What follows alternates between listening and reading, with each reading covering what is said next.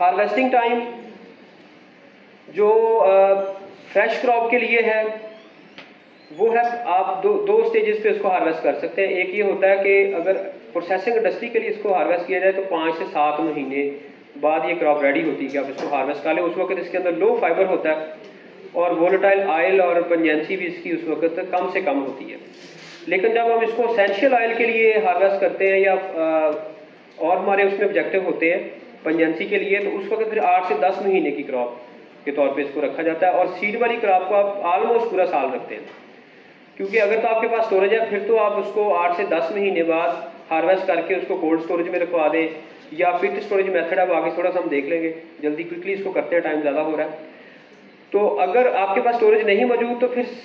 Simple tip ये है कि उसको आप नवंबर दिसंबर में हार्वेस्ट ना करें। फरवरी मार्च में आपने शो किया था, नवंबर दिसंबर में जब दोबारा टेम्परेचर 15 डिग्री से नीचे ड्रॉप करता है उस वक्त आइडियल टाइम होता है कि इसको आप हार्वेस्ट कर लें।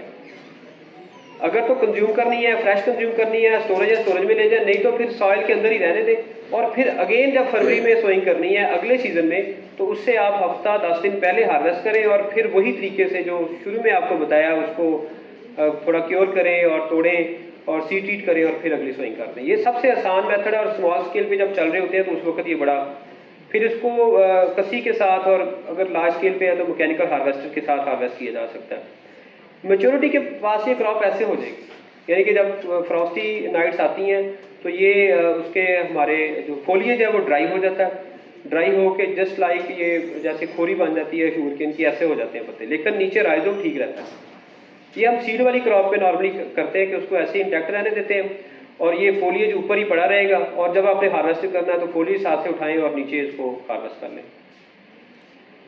1 महीना पहले हार्वेस्टिंग से इरिगेशन रोक दें तो वो फिर फायदेमंद रहती है, बाद में रॉटनिंग नहीं आती, फंगस नहीं लगती। ये इधर की हमारी हार्वेस्टिंग है।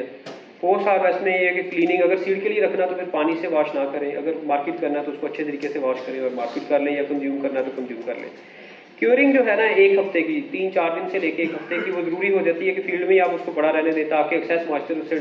खत्म हो जाए, फिर उसको आगे आप फर्दर जो भी करना है उससे करें। सॉर्टिंग ग्रेडिंग की जाती है कि जो बड़े राइजोम को अलग कर लिया जाता है और मीडियम को इस तरह फिर स्मॉल को। पैकेजिंग परफोरेटेड बैग में, आप देखें ना जाली जो अदरक की होती है या लहसुन की, उसको वो बिल्कुल इंटैक्ट बोरा नहीं होता, उसमें सुराख होते हैं, तो उसे परफोरेटेड बैग्स कहते हैं, उसके अंदर